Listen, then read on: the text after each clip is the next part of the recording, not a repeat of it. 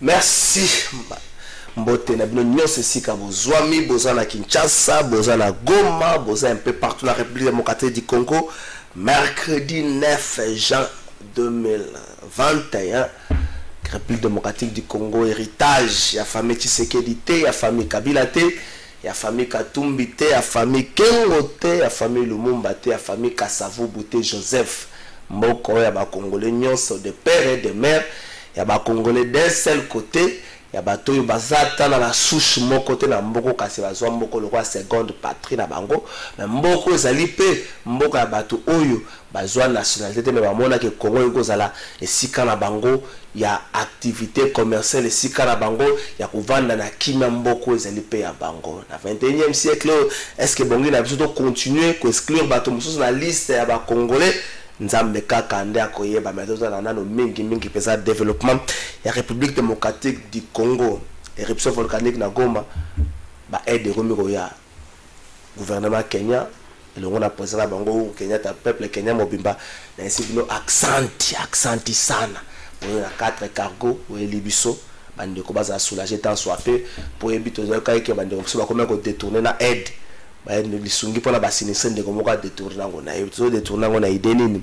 ministre de recherche scientifique azali ko zelamana tout à l'heure na 13h na niveau assemblée nationale avec nano ko beta lisolo ndenge nini ba yeba kité pona moni batozo continuer ko le bagino éruption de salami sans pour autant ba yeba té botika logique wana za malamu te po ba preuve nyonso la kisami ke ba yeba naki ba député national ba député national plutôt baza ko zela likambo ya ba carte visa to be quand même ke ko le belango ba plainte tikami mibale ba plainte ngo zali orienté par ndeko na biso Israël Mutombo patron boso la politique plainte moko zali ya ministre sortant ya finance c'est lié à la goule plainte moko zali ya Kikaya bin Karubi mais mokolo ya lobi ji la lingeta lobi ya tikali yena service na batikali ko bimsa liste moko te liste moko tambo na bari société ba komba ba te bele faut ko vérifier na liste wana okomo zo yenga botalika bo kombolo ezali faut vraiment ko vérifier mais le bill est responsable de la liste wana te likambo a congolité to komeka pe ko betango lisolo mikolo comme so tambo na zino kutana bato faut tout na des pères ou des mères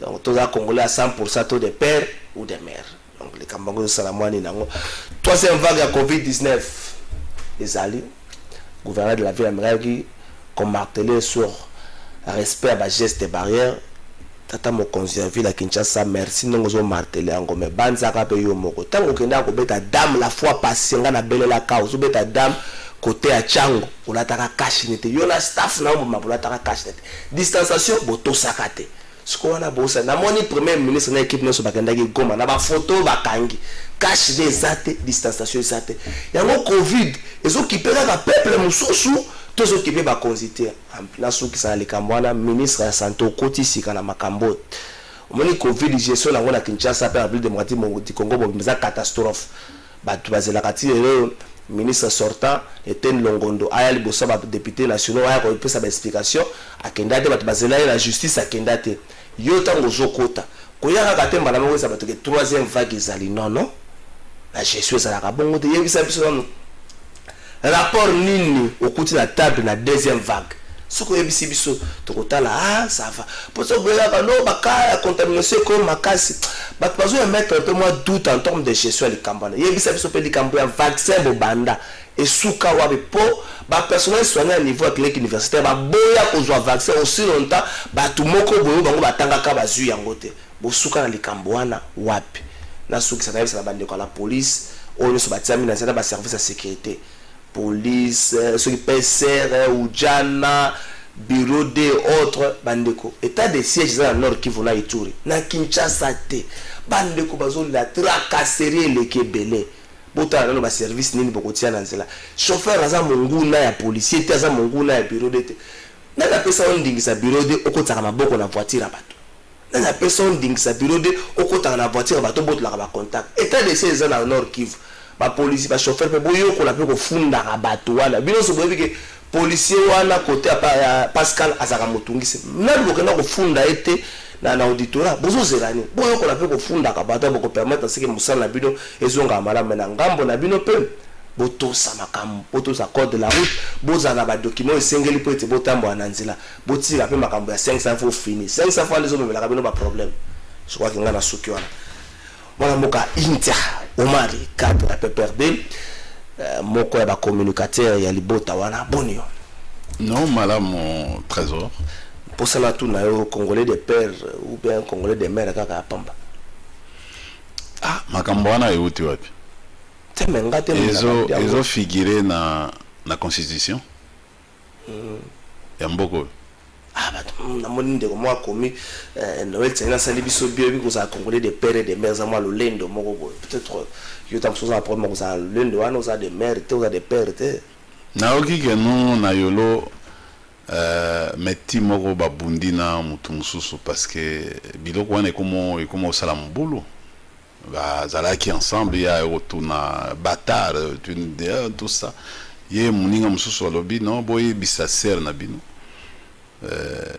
yake na olinga mondele ponani ponga na botama ça dit mixage entre portugais na ye babotami papa akenda atika mwana ayebi baboti na yebi origine na ye kaka awa siko mwana wana bokotinde na Portugal papa na ya sakufi ayebi bande kwa papa na ete bokosala nini soki lelo lobi aza mayele aza oyebi kosala mboka lobi mwana wana vie bongi akokamba mboko oyo te akokama pe président ya assemblée nationale te akokama pe mokonzi ya mboka te botika biloko wana bozoko pona nini tolingi tosa mibeko ya mboka te ndeko na ngai mibeko ya mbongo tosali na lobi boye te constitution erégla question wana eloba la nationalité congolaise est une et exclusive ozomona elobi lisusu tozana deux modes d'acquisition deux modes ya nini koza nationalité d'acquisition et nationalité d'origine ozomona mais vous n'allez pas refuser ce qui critère wana ya des nationalité d'acquisition nationalité d'origine exact à ce moment là mutu wana komi benga congolais te ngai biloko na bino né de père et de mère nani ayebi te ke no india ya congolais ya olongola nga sikoki congolais surtout que mikolo koza congolais à part de père et de mère za carte d'électeur na lobi boye mais comment za carte mais yango déjà identité ba et remplacer carte d'identité ndeko mais nga nazo comprendre te depuis régime oyo ye na ba trouble. Non, si. Personne n'a personne n'a tenu à non. Des marches, là, non. Attention, attention. On a soufflé les froids et les chauds. On a soufflé les froids et les chauds. Comment ça? Bon, toqué sur le plan intellectuel ou scientifique. Ndeko Tiani azana mabenaye. Azapena malamu na. Azapena malamu na. Sokaza congolais, d'accord. Sokaza congolais te ndenge bino bozolo bakeno yango. Vous comprenez? Ba oyo ba voyager na ye ba bike non soka komi kuna alakisi passeport na ye, soka ye alakisi carte d'électeur. Vous comprenez? Mais bientôt ba mikanda wana zoko bima na DGM parce que moni mboko tozali susu na secrétaire biloko bomo bima. Félix Azeka le barato kosa no kipo kosa comme na bon tokomoko mboko yo secret ezali susu te administration ekufa administration nyonso eye kopema na réseaux sociaux tokoyeba makambo ebele koloba boete mais na yebisi yo so kopema na réseaux sociaux mais ye kopema na réseaux sociaux na réseaux sociaux bureau DG message pardon ba comme na réseaux sociaux bureau DG message okomona kaka soko za na besoin mukanda lelo oyo ya makasi to komona mukanda moko ya 2020 il y a directeur de cabinet Eberand pour na makambo etali ba visa oyo otanaki yango hein et tamboli lobi mobimba ezoko tambola kaka oyo ba pekisaki ba avocat soki ba oya camera et tout ça ozoko mona que non makambo ekomaka kayele kisasa biso to yeba bongo te biloko na bino boye nango na internet comment même assez bon je n'ai jamais vu bango ba français ba américain à part Wikileaks ou ya bimisa ba biloko bongo ba secret mais na mona te koza ba biloko mosusu oyo et ko bimaka te na époque ya musée na mona biloko na te na époque ya Joseph Kabila na administration na ye na présidence na tikala ko mona ba dossier parce que au moins même ba dossier na biso oh ils ont un placard kuna ba il y a aussi bimeza somme mais ekobima il y a aussi bimeza somme ekobima ah c'est vidéo déjà non mais ekobima na zone politique il faut ebima nazo senga bango ba bimisa na ba diplôme na biloko nyonso il faut bima au Jefrem ba bimisa kaka monsieur le bimeza même avant au Jefrem ICCN nalobi nazaki peut envoyer aussi plénipotentiaire. Ah, vous avez la carte visa. Il faut ebima parce que tokoma na bunu yeke. Ozomona, tala ba désordre ndenge bandi. To banda na ba désordre na l'Assemblée nationale. Désordre na l'Assemblée nationale. Et bantakat. Ah, là comme. Mais ba to ba bunda wote. Plusieurs fois ba petit ba koti pe ba bundi, ba petit ba koti. Ceux qui ne sont pas députés, au moins on a machette et bimaka à l'Assemblée nationale. Oui, mais film Zalité. Groupe de gens. Député Moko Akoufate. Député Moko Akoufate. Oui, Akoufa, l'Assemblée. Betamaka et puis Tindikaye, aye aux attention à cinquantenaire KO à Kenda, à soi émotion l'Assemblée nationale. Et c'est histoire. Et il va prévenir en gros. Bon, qui nous retourne dans la cinquantenaire, place à coucher là. Vous savez, Mboka Oyo Lelo, Toyokande, un député entre Bango, va se bousculer ou bien Totikala Koyo, c'est là que Batu Oyo, Baye ko assister, même sans veste, même sans tenue, Bazo Bundana machette et koti. Et Tirakoye, Kaka. Pourquoi? Parce que coup de force et déstabiliser l'institution. Tokenda na coup de force wana na Sénat, toti na Assemblée nationale toke na Sénat, tolongwe na Sénat toke na gouvernement, désordre bima. Vous comprenez? Yo ndenge batangisa yo. Mingi ya nalobi ndenge za susu na kata ba institution wana. Nalobi tozana tina na ngote. Ah, ça la bino passion sur le bango. Nazo to meto to boyati. To boyati. Et que boya mususu ezaka mutazo boya na motema nalobi to boya ba solliciter biso ba pesa biso ministère to boyi to bi botika muto pa mona etant ba solliciter bino te to mona ka bino bobike boza partie prenante te na marambwana te oh mais ça solote ba mo ba yaki baleka ki na ba TV etando ike baloba oui ba biloko umela ponani na seni bozala selo ba na lobi boye yo tokei nano makambo ya désordre depuis yo tanga parce que yo za neti ba journaliste mususu te oyo auti infirmier azaki laboratoire na matite c'est là non je n'ai jamais vu ça te yo mutozoloba laboratoire à ça musana et il y a une perception sur carte na carte nanga il y a une perception sur carte na moni pe comédien moko INPC na moni pe comédien moko INPC a PC carte ah bon bongo donc on a payé INPC a kopé ça pe carte ça on dit bien ça no comme ça eh bien yangona to ça la kaka biso nyoso to kota kaka to bebisa pe parce que sans déontologie sans éthique sans formation oyo kota kaka yele mais yango tozo kende na libulu métier na bino za comment ils sont na valeur te ah bino pe politicien ba bozo bisa wa bozo komisa ba journaliste non bino moko bolingi ko kota na pauvreté faible d'esprit manene mais bozo s'organiser te ces milliers devaient être assainis bozo ça net yo kanisi no muto a désordre la ko kota na ordre des avocats bato oyo nini ba ingénieur oyo ya ba bâtiment bazo sala pe loi na bango pour ordre ba ingénieur ba comment comprendre okokende soko okoti na test oko nini ozana numéro ya soko ona soko nini tout ça okokoma na barote okokende ko plaider te bon on signer pe bon voilà que ba za de eza musala oyo eza na tina nango tango yambi ngai eza neti nga na ngeo yamba mupaya na ndako na nga. Je dois me préparer. Moi chop chop pembeni, moi sucré petit aya sepela, moi eloko pour abimi que non na kendeke pas vie to déjeuner na vie mais na sentir pendant que non vie azali. C'est ça la même chose que nous nga naza invité naza ennemi na hôtel invité ngai poto so yo ndeza makamba ko lobanga na bituna. Mais bino boko ici laboratoire abimi sans formation azaki infirmière azaki infirmière wana matete non bendi tika na désordre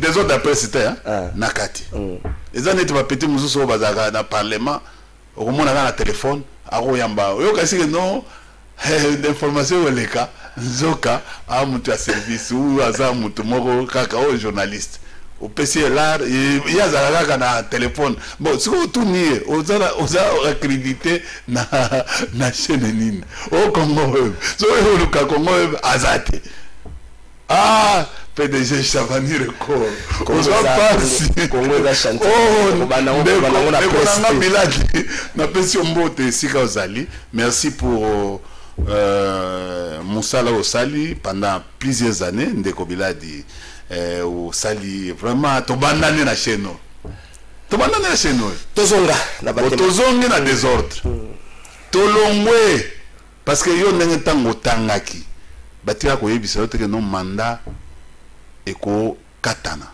na nzela la législature mutako za la coup de force aye kaka balusi majorité changer et ça est raté. C'est une pratique qui se fait qu'ici, qui viole le principe de la politologie. Et c'est dangereux. C'est ça le départ de ce que nous sommes en train de vivre. Le départ de ce que nous sommes en train de vivre. Nous sommes maintenant entrés dans l'aristocratie. L'autocratie. Vous savez, j'ai toujours aimé Charles Louis Seconda. On l'appelait encore les barons de la Brède et de Montesquieu. Vous l'appelez Montesquieu. Il a fait une observation sur 3 types de gouvernement. La République. Ozoka. Calmement pour ça. Mais placement pour ça.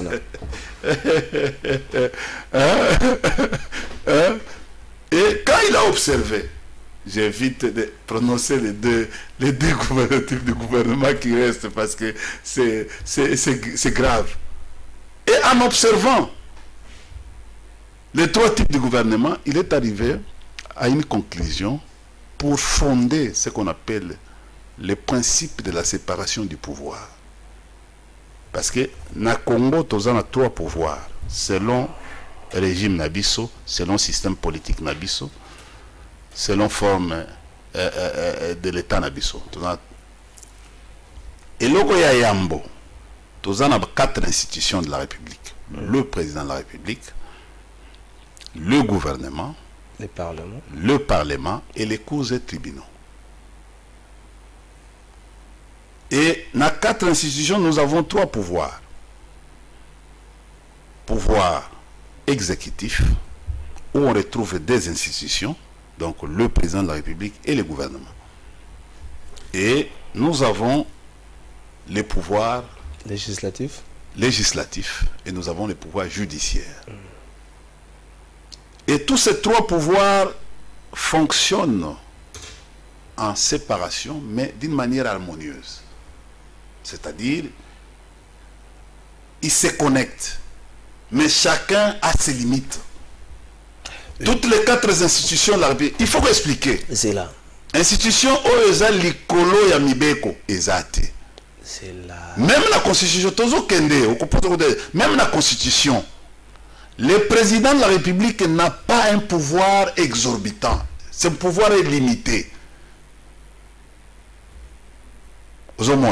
Et pouvoir naïe azo kambayango au travers les actes qu'on appelle les ordonnances. il y a les autres ordonnances qu'ils prennent, c'est conjointement avec le Premier ministre qui a ce qu'on appelle les pouvoirs, les contre-saints. Ce qu'on appelle les contre-saints. C'est-à-dire les contre-saints en politologie signifie les pouvoirs et la responsabilité. C'est là tout pour ça. Le président de la République n'est pas responsable vis-à-vis du Parlement.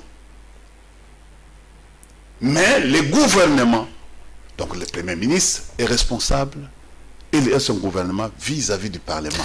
Et le Parlement, c'est quoi? C'est le peuple représenté.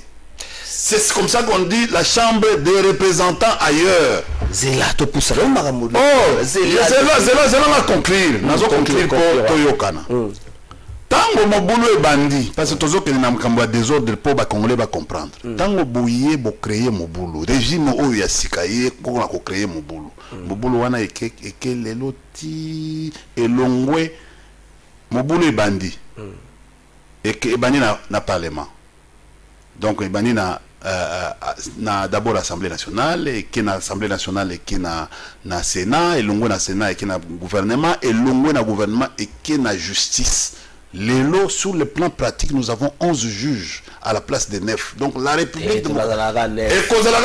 contentieux. Je te dis, après ce mandat ici, ce contentieux existera. Mais je dis ceci, c'est-à-dire sur le plan pratique, la République démocratique, parce que c'est des pays, en fait, sont immuables, baza inamovibles. L'inamovibilité des juges de la Cour constitutionnelle. On a des ordres. C'est-à-dire tous les pouvoirs, toutes les institutions aujourd'hui sont en conflit entre elles-mêmes. C'est-à-dire que non, des ordres et taché un virus qu'on a injecté qui paralyse. Attends, des ordres élongés et qu'il y a une institution locale. Aujourd'hui, il n'y a aucune assemblée provinciale qui vit en harmonie avec le gouvernement provincial. Aucune. Kinshasa. Laquelle? Kinshasa, non. APK na gouvernement, na exécutif, il y a un problème. Moussa n'a ni les Kinshasa. Moussa le Gomaram. Sous le moment où sa ministre provincial intérieur. Alors, je comprends. Non, ils ne sont pas en harmonie. Ils ne sont pas en harmonie. C'est pas parce que l'honorable Mike a la démarche c'est déjà un départ. Aujourd'hui, les gouvernements, sur le plan pratique, les gouvernements provinciaux manquent un vice-gouverneur. On n'a jamais réglé cette question. Comment on va régler cette question? Il y a un vide. Les législateurs ont prévu quoi quand il y a un vide d'un vice-gouverneur? Mais c'est ça, aujourd'hui, les jours où tu verras Godet, que j'apprécie beaucoup, qui m'apprécie aussi beaucoup, je crois que non, un jour, je vais demander dans sa rubrique ici qu'on fasse une émission avec lui. Sur le plan technique, tu fandi, tu raisonnes, tu raisonnes, comme Bana Vandal. Tu bétanan. Tika nano achan wana tobeta tokobenga meme yo na journaliste msusu bofani na oyo msusu ya zakana na mission wana mtu église na ye tofani to développer quand même pendant makambo sasa to banana na bandal na bisopi toki oh bana bokolango c'est pour vous dire ceci que aujourd'hui ce régime ici n'aura pas une issue, n'aura pas. Ça sera difficile pour développer ce pays parce que le pays a des germes de conflits. Regardez même l'attitude des marchés des gens. Lecture au salut. Tant que le salaire qui lecture parce que ça qui favorable na bino. Non, c'est la question. La lecture est conflictogène. Nous sommes dans un système de conflit. au salaire qui lecture au thé au bêtise sur la séparation de pouvoir au bêtise sur la Montesquieu a 3 types de gouvernement ça va tourner au Kabila ça évoluer la gouvernement ni na 3 types voilà yo moram tozana maintenant tant ya Kabila lecture au salaire qui a voté parce que ça qui favorable la bino ko bossa na te na réunion moko ya bino FCC au bemina ko ça va bino bo kanisa so ki shadari ya zuité mokuba na pesi mo te sekali so ki shadari ya zuité ni les comme la bino et ça makamo ba prévoir à bino à l'époque donc assumer faut comme la bino et c'est oyo bono na kilobi vas-y je vais la souki sur les allez oyo bono na kilobi non je vais te dire une chose en politologie politique biso to zwakango si biso ba les gens qui ont été les doctrinaires en Sciences Po to zwaka politique net d'abord net football. Même Massano. Massano. Mais ça, la règle des jeux, il faut respecter. La règle, il faut respecter la règle des jeux. Vous voyez que non, on a toujours gagné. Un jour, on a la paix Mazembe.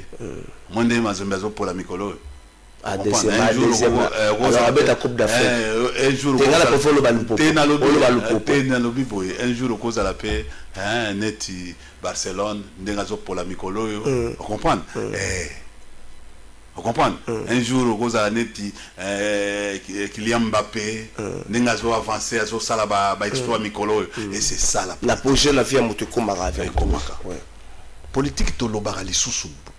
L'échec rend quelqu'un fort quand il reconnaît son échec et il encaisse. Il cherche des stratégies pour. Parce que stratégie, c'est quoi?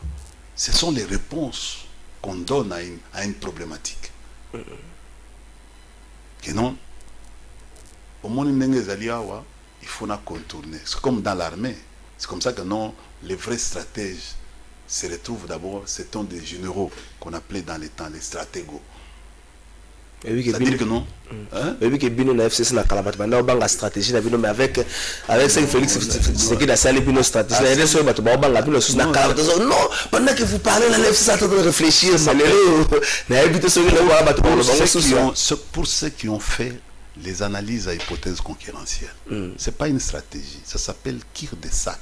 Ce que nous sommes en train de vivre aujourd'hui, c'est cure de sac. On va au Monica non, on est sur dans un quartier. Bazo kimisayo. Omoni banzela moko boyeto no to ko tanzela okomi kuna mur. Tu n'avances plus. Aujourd'hui le pays est dans cette situation. Selon vous le pays n'avance pas. Oui, mais écoutez, allez au marché. Parce qu'on réserve colis de 500 millions à 1 milliard. Qu'est-ce qui n'avance pas? Les IGF aide beaucoup dans ma campagne de dénonciation, surtout dans le détournement.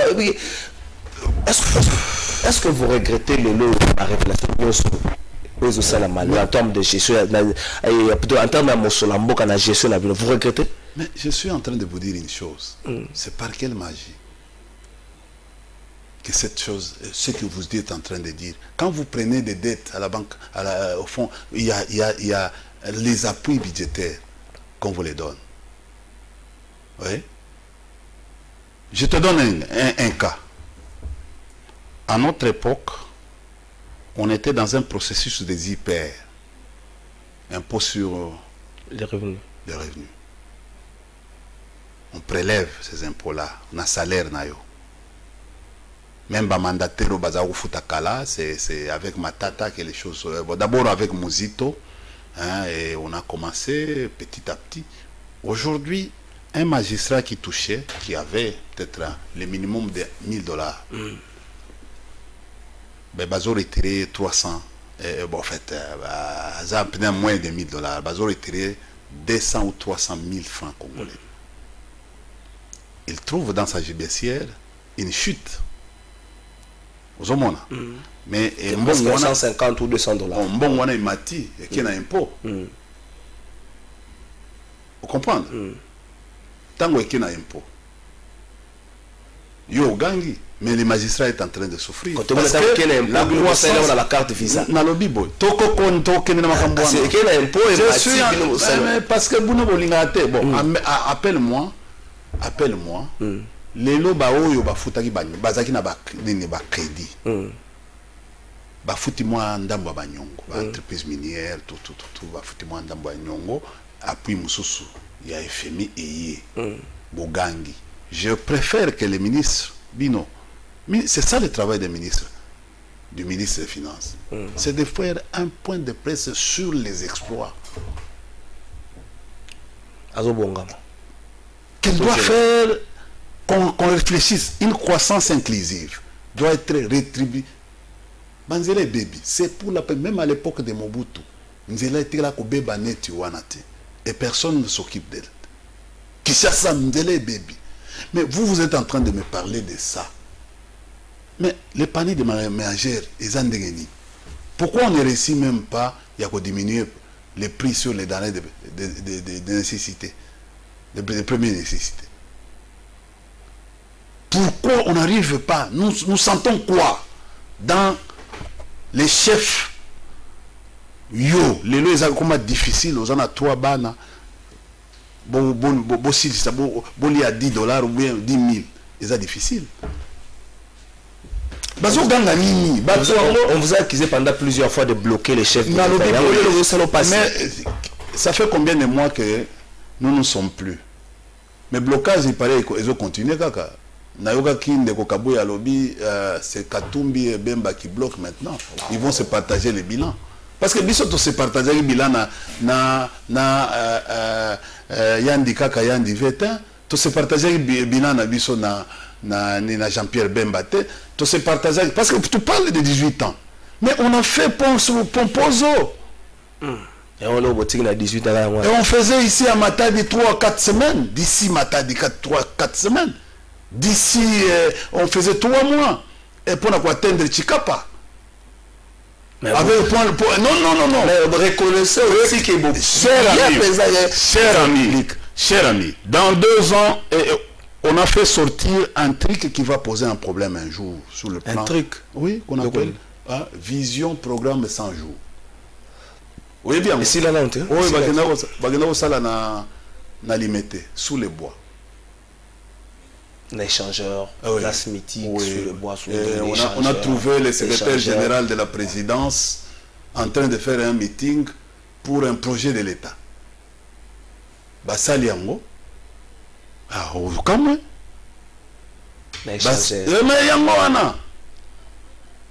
On a retrouvé un secrétaire général de la présidence. Pourquoi faut marquer le secrétaire général de la présidence? Mais ce sont des faits. Et vous n'avez jamais effacé. Ce sont des faits. Chez nous, en politologie, il n'y a pas de faits anodins. Ce sont des faits anodins qui permettent l'exploitation d'une actualité. Des faits pour dégager les hypothèses ou même des hypothèses concurrentielles.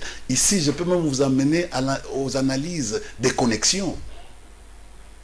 Et je peux même aller au-delà, aux analyses matricielles. Je peux même aller au-delà, au système Isint et Mazint. Félix Sekeda zongi sur la lecture Mikolo bibliothèque ne tondi politique. Zalakan, Basali et Lokwana. Ils ont consommé plus de 650 millions de dollars. C'est-à-dire projet à 400. Yoka, Oza aussi 184. Si j'ai encore les données. Les données sont encore chez moi, mais ça fait 650. Donc les 180 plus 450, 440, quelque chose, ça fait 600 quelque. Si on mettait les 650 millions, une partie à la MIBA, une partie na Katende, une partie... Attendez, monsieur. Attendez, je vais arriver à ça. Aujourd'hui, tu as invité quelqu'un qui connaît l'histoire. Il connaît l'histoire, je vais te dire. Une partie Miba, une partie Katende, une partie Kakobola. Mbelelelo courant, ils en ont qui quitte. Et Wana, ça devait être une punition pour nous. Parce que Bissot aussi ici, Kakobola. Et tu regardes à poto. Pour relier. À 18 ans, aussi, c'est pas poté. Mais dans le Biboy, on a fait tout. Tu sais que ce projet a coûté combien à la République? Combien? J'ai dit ceci. Non, mais écoutez, je ne peux pas venir comme un vulgaire ici. Parce que ça n'avait rien à voir avec l'émission. Moi, je ne viens pas ici raconter les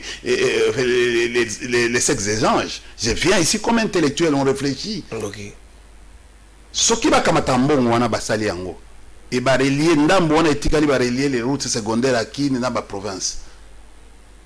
Mais et sans les faire ces histoires ici des sauts de moutons, les maisons, mais palais présidentiels qui ne se terminent pas, ni di ba nini oyo ba commencer la butu ma maison préfabriquée oyo Jamal azawapi. Faut la procès déjà. Azawapi. Moi j'étais en prison, je ne l'ai pas vu. Quel est le temps en prison que nous local? Azawapi. Na hôpital nini Azawapi. T'es quand on a bateau bassin la prison. Arimagie yo komela. Arimagie aza prisonnier politique. Na Barnabé o komela ngai. Aza prisonnier politique. Barnabé aza prisonnier politique. Aza prisonnier politique. Barnabé le makamuna ya liberté d'expression. Mbuma yo liaka mbuma te. Mbuma ya kobeta. Mbuma kobeta c'est-à-dire quoi? Mbuma te bako kamata pe orange ba betio. Eza mbuma. Vraiment casse totika la wana te. Orange eza mbuma te. Totika la wana te. Yo kana bisa. Lilala eza mbuma te. Nazo tu na oza lingala na biso ba kompa tala ngana yo toza bana yolo tela wala yolo te wala yolo te yo wala yolo ngala wala yolo te na ngai la bombi ko tela ngala wala yolo te to bani wapi yo yebi ngai wapi yo pusana te na non tuna na otuna yo merci to changer thématique là na pe yo ça na pe si bana yolo ba petit na ngai yo yebi merci beaucoup tala mutu yo kana bisao ozala neti ba to yo mama na ye parce que azana mbongo te awanga ni mama na ye abia mama wana te même mama na osa atasuka za mabe ta mususu asalaki ke makala wana za koteka po ekomiso lelo merci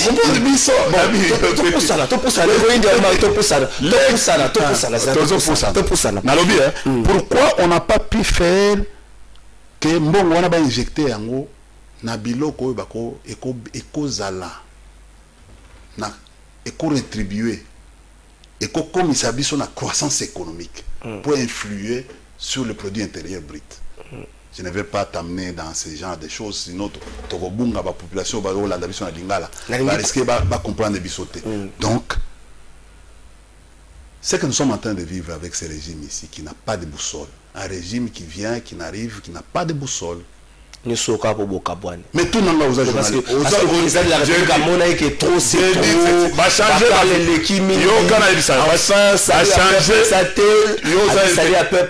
la intellectuel. Autant que projet, vision, projet 100 jours. Hein? Ozanango. Toyoko koma na susu tango toyoko na inunga inunkamba 5 piliers, c'est-à-dire une vision qui a été matérielle. D'abord tobandaki na 80 vision ya 87 milliards ya ko réunir pendant 5 ans. Ozomona to bungi na nzela toyoko koma na vision programme 100 jours. To créer biloko mususu. Toyoko zonga na troisième vision. En fait, il y a une c'est-à-dire que notre répondre à l'article 81 où le président a impulsé vision, c'est-à-dire le gouvernement en fait en concertation, définir la politique en concertation avec le président de la République. Tu vois, tu as 15 piliers. Tu as une vision, il y a 15 piliers, tu as une vision, union sacrée. Avec un contenu vide. Les alliés suite logique qui a vision à 15 piliers. Pardon, avant Oyo Abima, Premier ministre que je salue, Sama Abima, tu as une vision union sacrée, non? Il y a FCC cash. Dans le BIM, non, ok. Nassi n'a côté déjà la troisième vision. Première vision, c'est à 87 000. Il y a campagne, hein? 87 milliards. C'était pour 10 ans. Ok. Wana Ekei neti senglas. C'était pour 10 ans. Ekenda neti senglas. Pour 10 ans. Yo nabi. Tango to yoko kuta na FCC cash. To créer vision mususu. Tango to longo na FCC cash to yoko koma na vision programme 100 jours. N'est-ce pas? To longo na vision programme 100 jours et comme la troisième vision. To comme la quatrième vision, c'est-à-dire nani ya ilunga inunkamba et ça jour ça pardon nalobi Et tu as vu le gouvernement. Tu as eu programme d'urgence. Papa, autant effacer. Le programme du gouvernement vient d'une vision en politologie. Elle ne vient pas, elle ne se crée pas comme ça.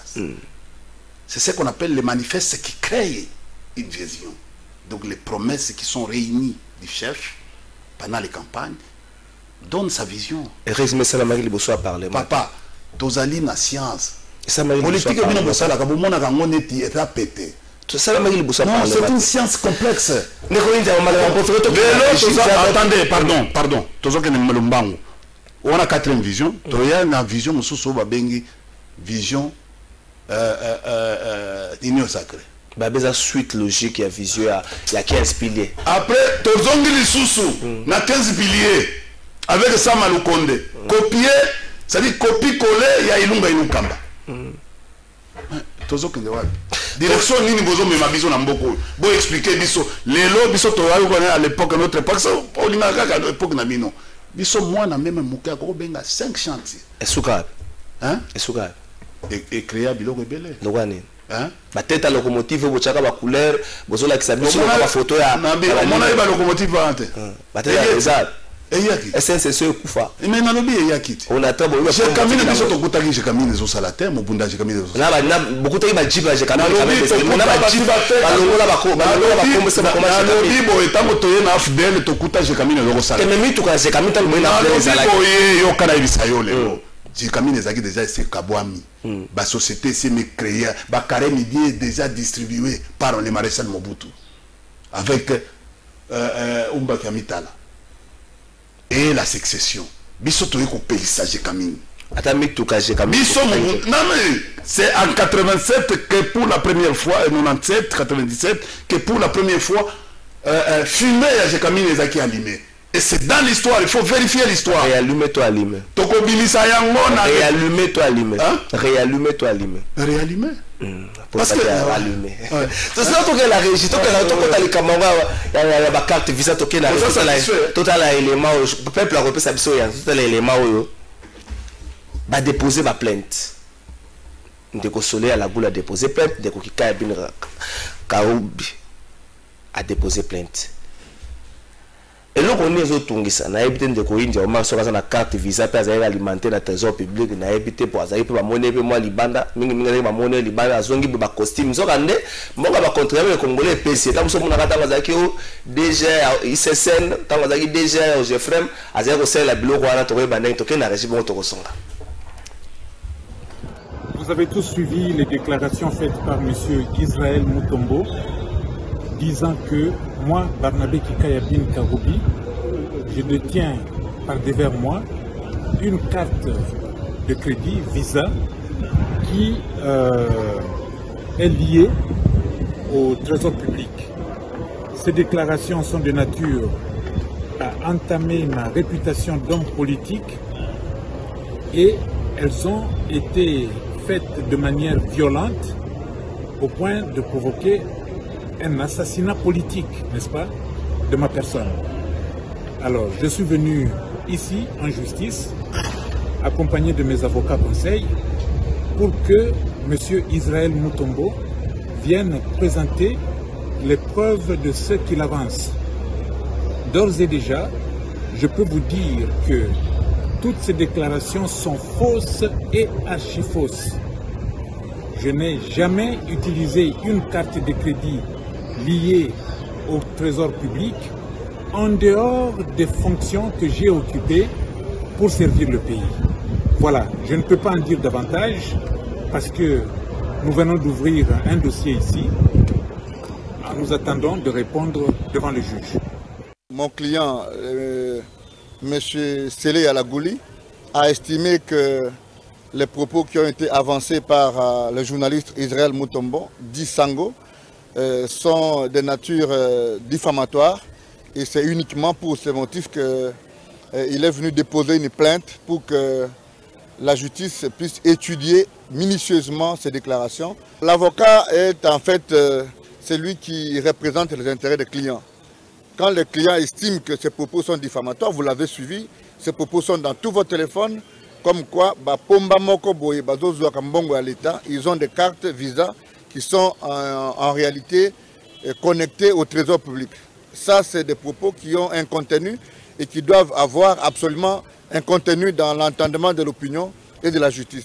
Alors, comme M. Sélé Yalagoul estime qu'il n'a jamais pris $1 de la République et que ces comptes-là, ou bien cette carte, découle justement de la pratique et des us et coutumes du fonctionnement de l'État, il n'a jamais été, je voulais dire, demandé une quelconque carte. Ce sont des cartes qui sont commandées justement par l'administration publique au profit de quelques personnalités, dont le gouverneur de la Banque centrale, le ministre des Finances, le ministre des Affaires étrangères et peut-être le ministre de l'Intérieur, et qu'aujourd'hui, cela soit mis dans les comptes de quelqu'un qui a détourné, comme vous avez entendu. Merci Alva Image, Neko India Omar. Vous avez eu 18 ans.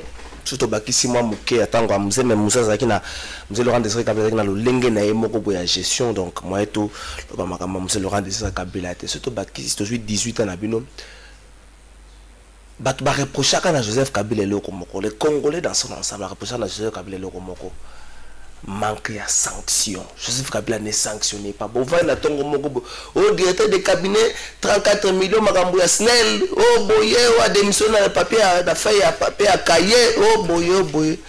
En fait, au monde qui, makambo va reprocher à Joseph Kabila manque de sanction. Zaka solo. N'engagez beaucoup ça na niveau moko ya. Vous faire signer qu'est-ce à l'État na le lenge wana. Pas carte visa. Bon, d'abord que tout nos soko zanango. Mais au moins bozo pomola kesi ya mboka bozo yokata peuple mawate ba simple citoyen se ba kongola ka mboko ba kokotisa yo moko lobi bakati magistrat bakati mais metango ke likolo ba basomela ko ba veste na Bruxelles bana bango basalango vivre quelque part. Vous comprenez que modèle de gestion avec ce que ça la bino passi parce que makambo belé ko bomba ki au peuple azia ko yeba te zobima banani wana ba pomba non évidemment bino bato ndeko au monde bilo toujours vivre il faut qu'on benga ba grand journaliste ba Biladi ba Kalengai ba Willy faut qu'on benga bango bo fandi na bo banda ko traiter makamna mino ba journaliste parce que non ce n'est pas possible sous ma journaliste c'est ça non c'est ça. On ne traite plus d'informations. Qui vous a dit quoi? Avant la diffusion, on traite les informations. Il faut, tu sais, aujourd'hui, en fait, l'organe de régulation, il y a médias, ESAT. Et ça, c'est ça qui a lieu. Non, je crois bien que non. Il faut organiser plateau, Bobengi ba Kalengai, Bobengi ba Biladi. Solo li makambo presse bo assainir parce que même avant imputation dommageable ou tout ça il y a passage belé pour to comme à niveau wana mais presse où il y a lelo na éviter ndeko na ngai na ko pesa exemple Ningisa vous avez la facilité à critiquer presse tous ceux qui se sont hasardés il y a comme ça du sensationnel dans la presse va disparaître donc bana ndeko bazi.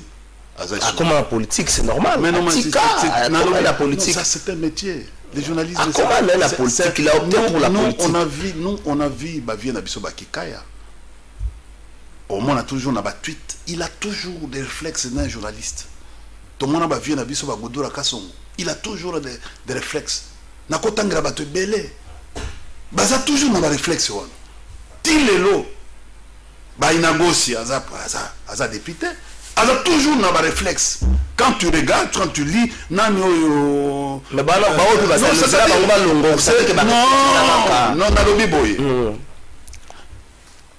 regarde Serge Kayembe, même si comme on a eu des pèses lelo.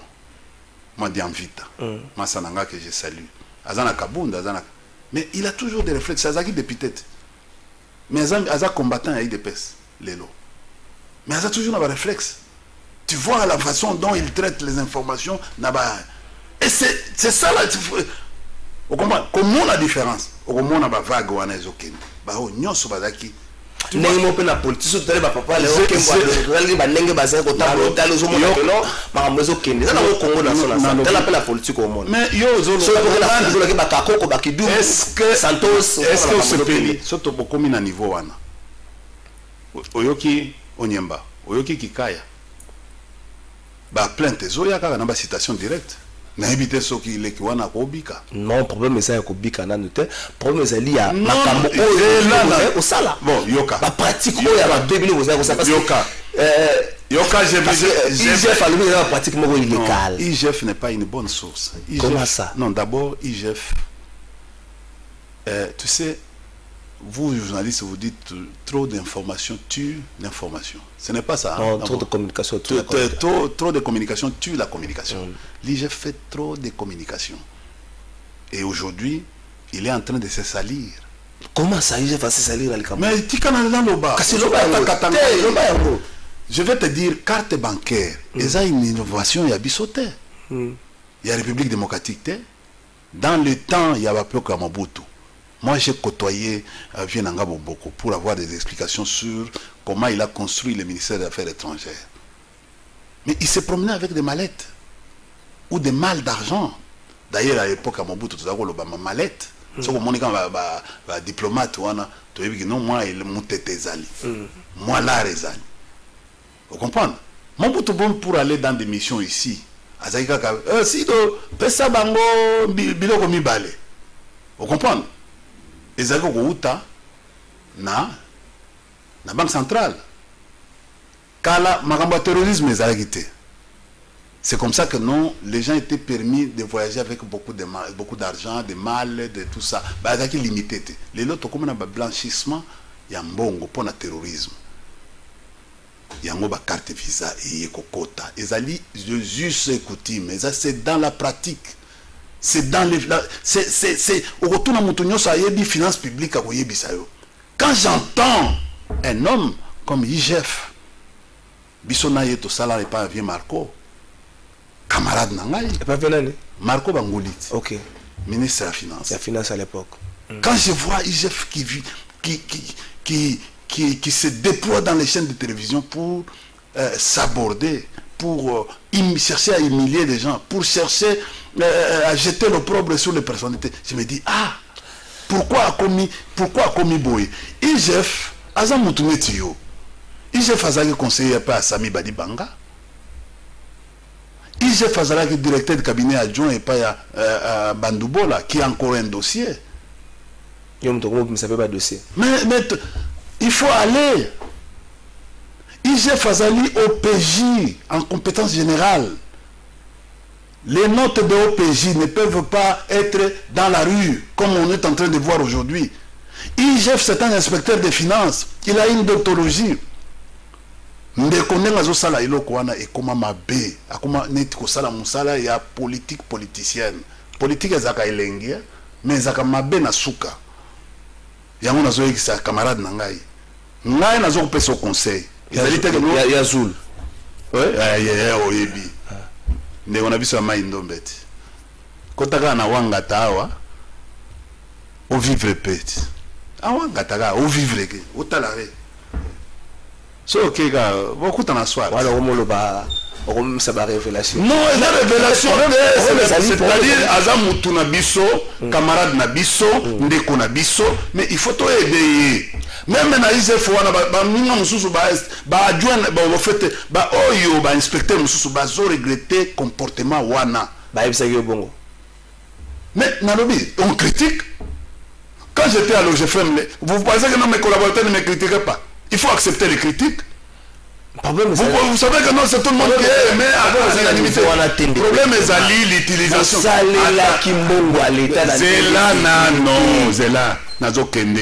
Cette carte, les cartes et la provision, au bâtir la provision pour nako sala mamakambo et singeli sala. Les cartes où il faut habiller, il faut hôtel, il faut restauration, il faut pourboire. Sa carte c'est faux. Et cette provision, yoka.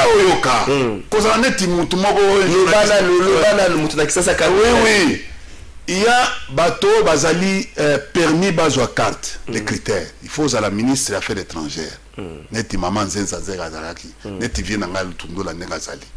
Il faut à la ministre de la coopération internationale Manjolo et na ndeko ya utu kota awa. Babokele. Il faut à la ministre de la finance. Il faut à la gouverneure, voilà, et les institutions, les chefs de corps. Ne ba koza na ba carte wana. Carte wana, c'est-à-dire que le chef a kotinda yo, nenge zalaki kala, nenge zalaka. Alobi, India uza wapi, tokomi à 18h.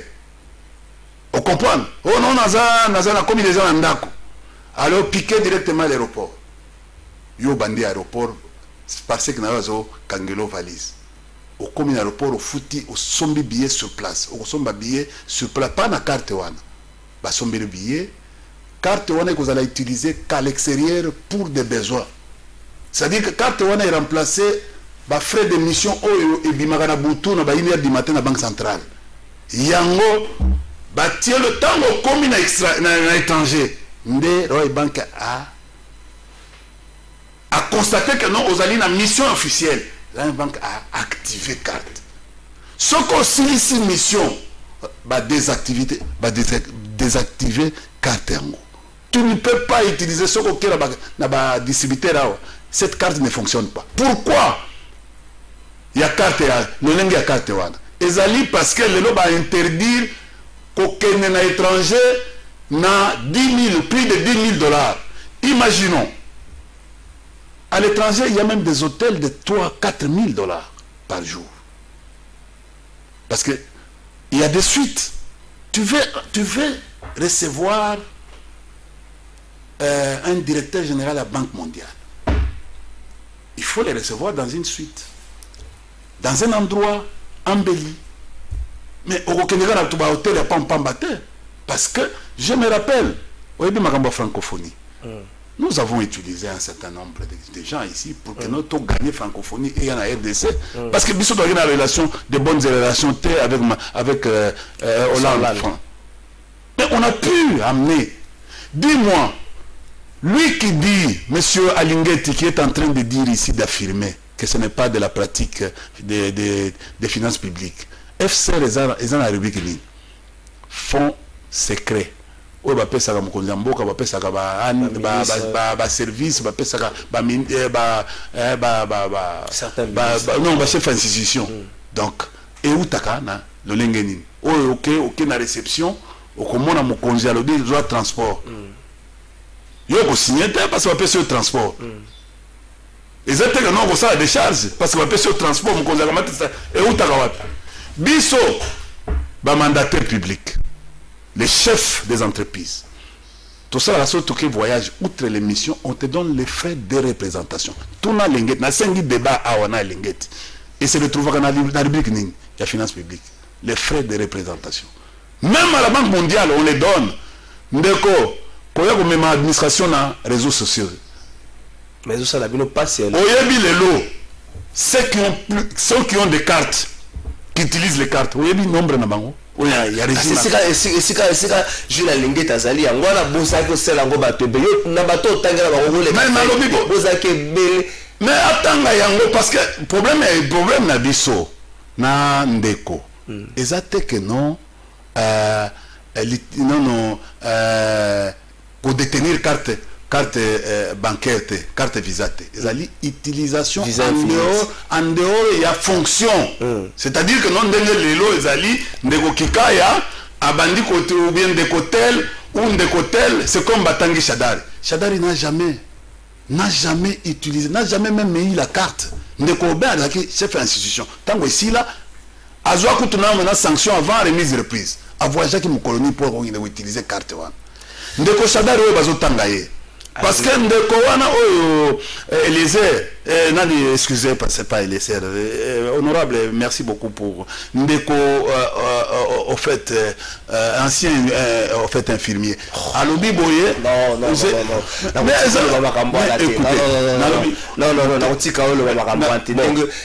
bon Papomba te na lobi boye mais pomba alobaki te comme na suka yo pesa explication na yo tika muna mutu na alobi 50 000 il a des preuves toujours c'est la justice. Merci ndeko inja vous comprenez tout ça c'est atangi batu oyebi que nous ngana zo oyebi on peut t'utiliser mais attention on peut te sacrifier biso tala. Voilà, je vais te dire non, je vais te dire une chose. Ndekoana banda to ngai kutu. Obi ngana pero luara to bundeli pour makambo ya vie baati. S'il vous plaît, s'il vous plaît. Ndeko inja umali. S'il vous plaît. To banda di démarche wana to ndeko senga kaka pardon. S'il vous plaît. Makambo esila. S'il vous plaît. Lelo to komina aza mukubwa na bosungaki esile. En passant, j'ai salué tout. Merci mukubwa batil. Mais batanga ki ba impita ki o azwaki 1 million combien 500 monsieur Sil pour au moins le biloko ya boye je sais makila lobaka mbongo alete foko liango so mais oh bino ndé bolaka mbongo alete non tane bokomi ko chamola la mais je les qui n'ont pas journalistes faites attention avec Babilo Gozo Salawa. Mbongo alete est-ce que bolaka ngobele est-ce que tolia ki mbongo alete ozoloba pourquoi aujourd'hui on n'arrête pas quelqu'un, on ne se plaint pas à la justice. Magambo Bokonga, et ce qui va. Oui, elle est au Boloba qui est allé à Kimbongo. 2 millions, ce qui a traversé, il y a 2 millions. C'est juste à mon avis 2 millions. C'est tout ce que moi. Mon avis 2 millions. Mais c'est pas Boloba qui est pour la militant, il y a parti.